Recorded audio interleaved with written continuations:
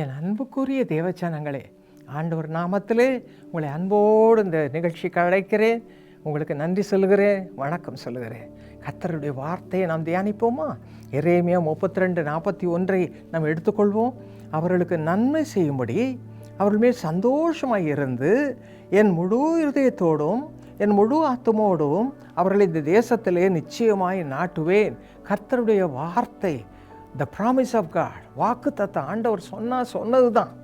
மனுஷர் சொன்னால் இன்றைக்கி ஒன்று சொல்லுவாங்க, நாளைக்கு வேறு விதமாக நடக்கும். ஆனால் அப்போ சொன்னேன், ஆனால் இப்போ நான் சொல்ல மாட்டேன்.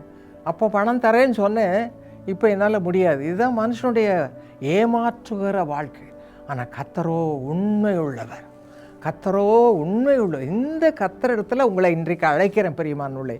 நன்மை செய்யும்படி, உங்களுக்கு ஆசீர்வாதத்தை கொடுக்கும்படி ஆண்டவர் நம்ம மத்தியில் வந்திருக்கிறார். நம்ம எல்லாம் கூடி இருக்கிறோம். நம்ம மத்தியில் ஆண்டவர் வந்து இந்த வார்த்தையின்படி நன்மை செய்யும்படி இந்த தேசத்தில் நிச்சயமாக நிலைநாட்டுவேன். அப்படின்னா உங்களுக்கு என்ன ஆசீர்வாதம் வேணுமோ அதை ஆண்டவர் கொடுக்க இன்றைக்கு வந்திருக்கிறார். இன்றைக்கி எதெல்லாம் தேடி இல்லையே, இப்படி ஆகிப்போச்சு, என் பிள்ளைக்கு சோகமெல்லாம் போச்சு, வியாதி வந்துருச்சு, டாக்டர் சொல்கிறாங்களே அவ்வளவுதான், என்னால் என்றதை செய்கிறேன் அவ்வளவுதான் என்று சொல்லுகிறார்களே, என் பிள்ளைக்கு கல்யாணம் வந்துருச்சு, என்கிட்ட காசே இல்லை, நான் என்ன செய்வேன், இப்படி எவ்வளவு பிரச்சனை உலகத்தில், எவ்வளவு பிரச்சனை, வேலை ஸ்தலத்தில் எவ்வளவு பிரச்சனை, சமாதானம் இல்லை. ஆண்டவர் சொல்லுகிறார் பாருங்கள், சங்கீதம் 85:12 என்ன வாசிக்கிறோம்? கர்த்தர் நன்மையானதை தருவார். மனுஷனை நம்பாதிக்க பிரியமானவளே, நான் தரேன், அப்படி செய்கிறேன், நான் உன்னை பார்த்துக்கிறேன்னு சொல்லுவாங்க. அன்னைக்கு சொன்னேன், ஆனால் இன்றைக்கி என் நிலைமை வேறு மாதிரி இருக்குன்னு சொல்லுவாள். அதுதான் மனுஷன். ஆனால் கர்த்தரோ உண்மையுள்ளவர். இந்த உண்மையுள்ள ஆண்டவர் இடத்துல உங்களை அழைக்கிறேன். உங்களுடைய கண்ணீரெல்லாம் அவர் பாதத்தில் ஊற்றுங்க, அவரை பற்றி கொள்ளுங்க, அவருக்கு பிரியமாய் நடந்து அவருக்கு மகிமையை உண்டாக்குங்க. அதுதான் உங்களிடத்தில் நாங்கள் வேண்டிக் கொள்கிற காரியம். இந்த நிகழ்ச்சி மூலமாக எங்களோடு பேசுகிற காரியம் அதுதான் பிரியமானவர்களே. உலகத்தை நாடாதீங்க, உலக மனுஷரை நம்பாதீங்க. இன்றைக்கு ஒன்று சொல்லுவாங்க, நாளைக்கு வேறு விதமாக நடப்பாங்க. ஆண்டவரோ உண்மை உள்ளவர், கர்த்தரோ உண்மை உள்ளதை மறந்துடாதீங்க. உண்மை உள்ள தேவன். சங்கீதம் 85:12 கர்த்தர் நன்மையானதே தருவார். சங்கீதம் 34:10 இப்படி இருக்கு சொல்லுகிறது, கர்த்தரை தேடுகிறவர்களுக்கும் ஒரு நன்மையும் குறையப்படாது. அதுதான் ஒரு கண்டிஷன். நீங்கள் என்ன செய்யணும்? அதிகாலையில் எழுந்து ஆண்டோடைய பாதத்தில் அவருடைய வார்த்தையை வாசிக்கணும். இது பாருங்கள், அழகான வேத புஸ்தகம். உங்களுக்கு விளங்க முடியாது இருக்குது, எல்லாருக்கும் விளங்க முடியாது, சின்ன பிள்ளைகளுக்கும் விளங்க முடியாது. ஆகவே வாசிங்க, வேத வாசித்து ஆண்டவர் நான் என்ன செய்ய நீர் சுத்தமாக இருக்கிற கேளுங்க. உங்களோட வேத வசனத்தின் மூலமாக ஆண்டவர் பேசுகிற தேவன். எத்தனையோ உதாரணம் நான் சொல்ல முடியாது, எனக்கு நேரம் கிடையாது. ஆகவே எனக்கு அருமையானவர்களே, அவரோடு பேசுங்க, வேத வசனத்தை வாசிங்க, அதை வைத்து நீங்கள் உங்கள் இருதயத்தை திறந்து ஊற்றுங்க. அதுதான் ஜெபம். இது ரெண்டையும் செய்துட்டு உங்களுடைய வாழ்க்கையை ஆரம்பித்து பாருங்கள். அன்றைக்கி முழுவதும் உங்களுக்கு சமாதானம்.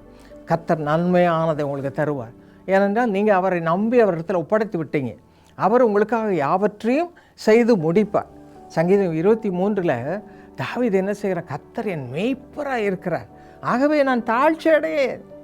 அவர் என்ன செய்வார்? என்னை புல்லுள்ள இடங்களில் மேய்ப்பார். எனக்கு அப்படி கரெக்டாக எல்லாம் சொல்கிறார். இந்த 6 வசனம் என்ன அருமையான சங்கீதம்.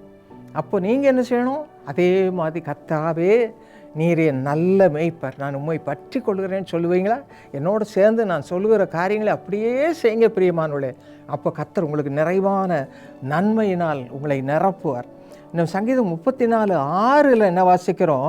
இந்த ஏழை கர்த்தரை நோக்கி கூப்பிட்டான், கர்த்தர் கேட்டு அவன் இடுக்கண்களுக்கு எல்லாம் நீங்களாக்கி ரட்சித்தார். பாருங்கள், என்ன அழகாக வேத வசனம் சொல்லுகிறது. உங்கள் என்ன இன்றைக்கி பிரச்சனையோடு இன்றைக்கி அழுதுகிட்டே இருக்கிறீங்களோ அது அத்தனையும் மாற்றி போடுவார். நீங்கள் அவர்கிட்ட சொல்லணும். சங்கீதம் 90:15 என்ன வாசிக்கிறோம்?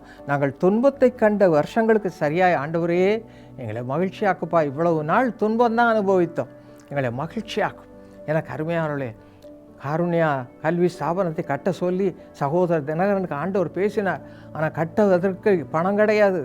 எவ்வளோ போராட்டங்கள், எவ்வளவோ மக்கள் எல்லாம் எதிர்த்து பேசுனாங்க, ஊழியர்களெல்லாம் திட்டினாங்க. உங்களுக்கே இந்த வேலை, பேசாமல் ஊழியம் செய்ய வேண்டியதானே, கல்லூரி எதற்கு கட்டுறீங்க, என்னென்ன பேச்சு, எவ்வளவு வேதனை, இடம் கிடைக்கல, காசு கிடையாது, இரவும் பகல் கண்ணீர் விட்டு குடும்பமாய் அழுதும். ஆனால் இன்றைக்கு திரும்பி பாருங்கள், கர்த்தர் எவ்வளோ அருமையான கட்டடங்களை கொடுத்து, எவ்வளோ அருமையான ஸ்டூடெண்ட்ஸை கொடுத்து, எவ்வளோ அருமையான ஆட்களை கொடுத்து ஆண்டவரே அழகாக நடத்தி கொண்டு வருகிறார்.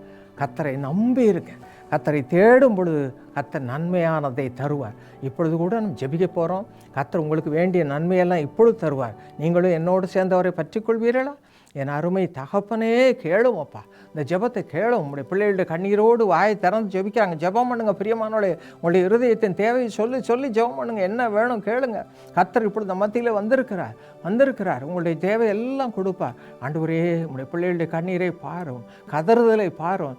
என்ன தேவையோ, சுகையினமோ அல்லது பணமில்லையோ அல்லது என்ன வேதனையோ, நீர் அந்த வேதனையெல்லாம் மாற்றி போடும், தலைகீழாய் மாற்றி போடும். பிள்ளைகள் நீரே ஆறுதலின் தேவன். You are the one who can supply all the needs. நன்மையானதை தருவீர். தாரும் அப்பா, இப்படி நன்மையால் நிரப்பும். இயேசுவின் நாமத்தில் பிதாவே, ஆமென். இயேசு அழைக்கிறார் புனித வெள்ளி சிறப்பு கூட்டம்.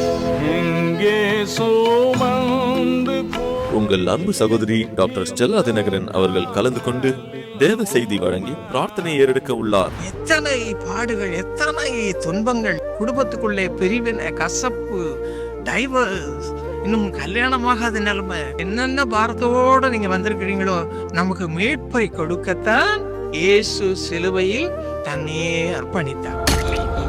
நான் குடும்ப சமாதானம் இல்லாம தான் வந்தேன். நான் என்னுடைய அம்மா வீட்டுக்கு நான் கிளம்பி போக போறேன் அப்படின்னு நான் சொன்னேன். நேத்து நைட்டு பிரேயர் மீட்டிங்ல சொன்னாங்க.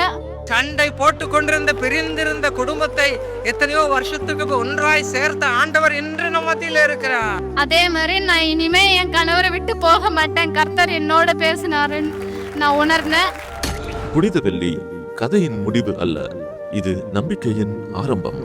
ஏப்ரல் 3ஆம் தேதி வெள்ளிக்கிழமை காலை 11 மணிக்கு. இடம் doctor DGS Dhinakaran Jebagopuram 16, doctor DGS Dhinakaran சாலை, சென்னை 28. மறந்து விடாதீர்கள். இயேசு அழைக்கிறார் புனித வெள்ளி சிறப்பு கூட்டம். யாவரும் குடும்பமாய் கலந்து கொண்டு தேவ ஆசீர்வாதத்தை பெற்றுச் செல்லுங்கள்.